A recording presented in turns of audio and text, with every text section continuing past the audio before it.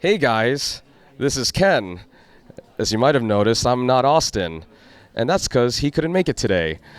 So, welcome to the first episode of Ken Goes to Things That Austin Can't Go to.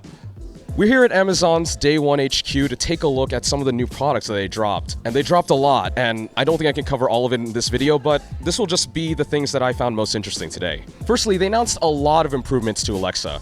So one of the things that they're doing is making her seem a lot more human-like. So for example, one of the focuses is contextual conversation.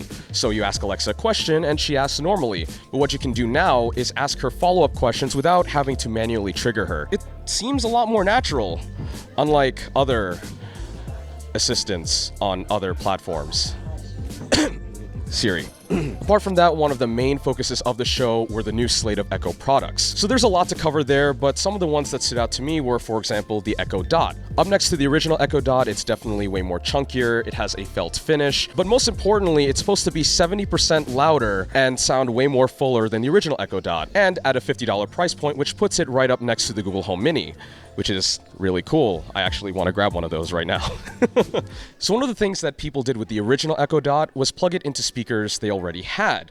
Well, Amazon saw the opportunity, so they made the Echo Input, what is basically an Echo Dot, but without the speaker or the felt, which is cool. It's at $35, which is a decent chunk of change compared to the Echo Dot that's going on sale. If you want to save money and just plug it into a speaker, well, this is a really good option. So on the higher end of that, where the Echo Input is a lower end solution to plugging into setup that you already have, the Echo Link and the Echo Link Amp are meant to plug into your hi-fi setup that you might have already. Both of them have 24-bit DACs to work with your existing hi-fi setup at home, which will work great for services like Tidal, which they just added support for. You can just plug in the Link to a receiver you have already, or you can buy the Amp, which is basically a kind of receiver that can drive speakers with dual 60-watt channels as well. The Link will be available for $199, and the Link Amp will be available for $299. The former will be available sometime this year, and the Amp will be available sometime in 2019.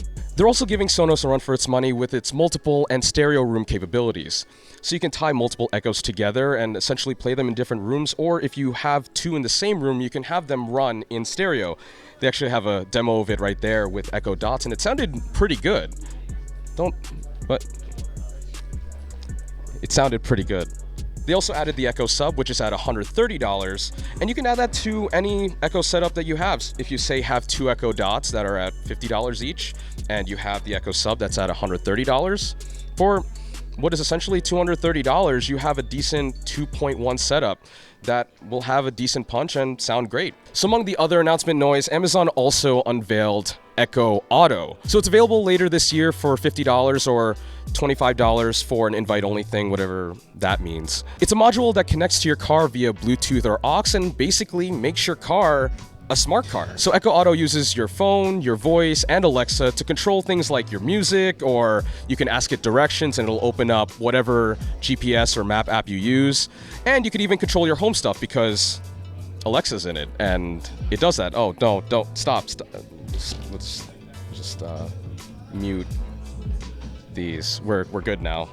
So Amazon down this hallway may or may not have the future of the kitchen or something like that. So right behind me is the thing that I've been looking forward to forever.